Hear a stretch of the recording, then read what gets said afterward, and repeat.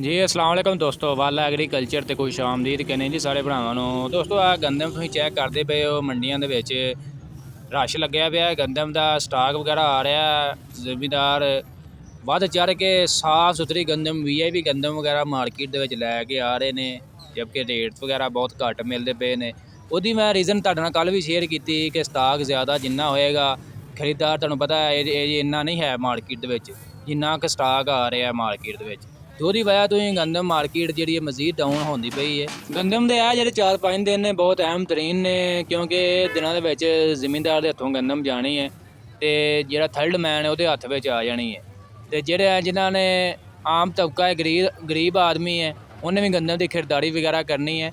ਅਤੇ ਜਦੋਂ ਜ਼ਿਮੀਂਦਾਰ ਦੇ ਹੱਥੋਂ ਗੰਦਮ ਨਿਕਲ ਗਈ, ਉਹਨਾਂ ਖਰੀਦਦਾਰੀ ਵਗੈਰਾ ਕਰ ਲਈ, ਬਾਕੀ ਥਰਡ ਮੈਨ ਦੇ ਹੱਥ ਜਦੋਂ ਗੰਦਮ ਆ ਜਾਣੀ ਹੈ ਅਤੇ ਉਦੋਂ ਗੰਦਮ ਦਾ ਪਾਸਾ ਥੋੜ੍ਹਾ ਜਿਹਾ ਪਲਟੇਗਾ। ਇਹ ਨਹੀਂ ਮੈਂ ਕਹਿ ਸਕਦਾ ਕਿ 4000-5000 ਰੁਪਏ ਤੱਕ ਜਾਏਗੀ, ਬਾਕੀ ਕਾਫੀ ਇਮਕਾਨ ਹੈ ਕਿ ਕਾਫੀ ਬਿਹਤਰੀ ਤਰਫ ਗੰਦਮ ਜਾ ਸਕਦੀ ਹੈ।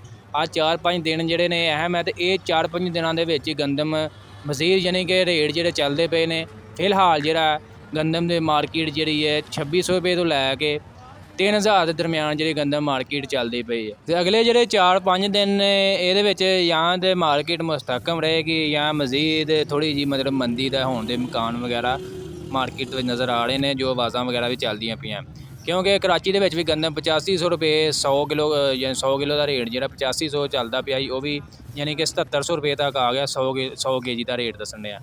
ਜਦਕਿ ਜਿਹੜਾ ਪੰਜਾਬ ਦੇ ਵਿੱਚ 40 ਕਿਲੋਗ੍ਰਾਮ ਦਾ ਜਿਹੜਾ ਰੇਟ ਵਗੈਰਾ ਚੱਲਦਾ ਪਿਆ, ਇਹ ਤਕਰੀਬਨ ਜਿਹੜਾ 2600 ਰੁਪਏ ਤੋਂ ਲੈ ਕੇ 3000 ਰੁਪਏ ਤੱਕ ਜਿਹੜਾ ਮਾਰਕੀਟ ਦੇ ਵਿੱਚ ਗੰਦਮ ਸੇਲ ਹੁੰਦੀ ਪਈ ਹੈ।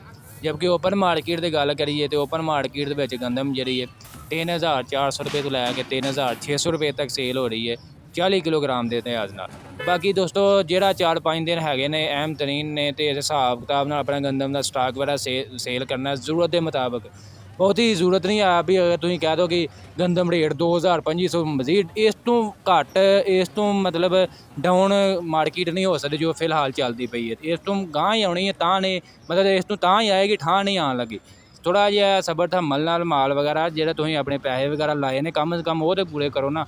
ਅੱਗੇ ਇਨਸ਼ਾਅੱਲਾ ਜੋ ਵੀ ਸੂਰਤ ਹਾਲ ਵਗੈਰਾ ਹੋਏਗੀ ਇਨਸ਼ਾਅੱਲਾ ਤੁਹਾਡੇ ਨਾਲ ਸ਼ੇਅਰ ਵਗੈਰਾ ਕਰ ਦੇਵਾਂਗੇ।